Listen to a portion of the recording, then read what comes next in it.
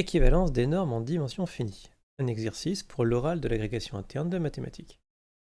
Alors, première question, montrer que la sphère est une partie compacte de E. Alors, en dimension finie, ça fonctionne toujours pareil. Les parties compactes sont exactement les parties fermées et bornées. Or, S est fermée, puisque c'est la frontière de la boule d'unité, et elle est bornée, puisque tous les vecteurs sont majorés par 1, enfin ils sont exactement de norme 1. Voilà. Deuxième question, montrer la continuité de n. Alors, c'est souvent la même technique.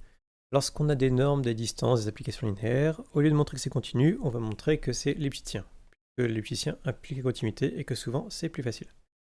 Donc, on prend des vecteurs u et v de E, on les décompose dans la base canonique, et on doit calculer norme de u moins norme de v. Alors ça, par inégalité triangulaire, c'est inférieur à la norme de u moins v. On peut décomposer sur la base canonique le vecteur u moins v, c'est la somme des pour i égale 1 n des ui vi. Encore un petit coup d'inégalité triangulaire va nous donner inférieur à la somme de i égale 1 n des normes des ui moins vi ei. Étant donné que n est une norme, je peux sortir le scalaire ui moins vi en valeur absolue. Et je vais majorer chacun des scalaires, puisque la norme infinie, c'est le maximum de tous ces petits scalaires. Donc on va obtenir que la norme de u moins norme de v, c'est inférieur ou égal à la norme de u moins v, multipliée par la somme pour i égale 1 n des normes de ei, sachant que ça, c'est une constante, que l'on peut appeler k. Donc on a bien que n est k-ellipticienne, donc continue sur E. Troisième question, l'histoire du minimum et du maximum, les extrémums. Alors, ça fonctionne souvent comme ça. On a S une partie compacte, N une application continue, donc N de S est un compact dans l'espace dérivé, c'est-à-dire R+.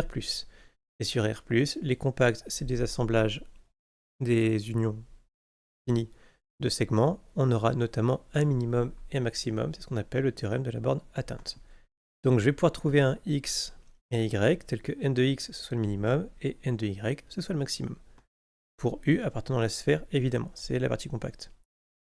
Sauf que, comme j'ai pas le vecteur nul dans la sphère, norme de u c'est 0, donc c'est pas 1, on a par définie positivité que la norme de x est différente de 0 et la norme de y est différente de 0.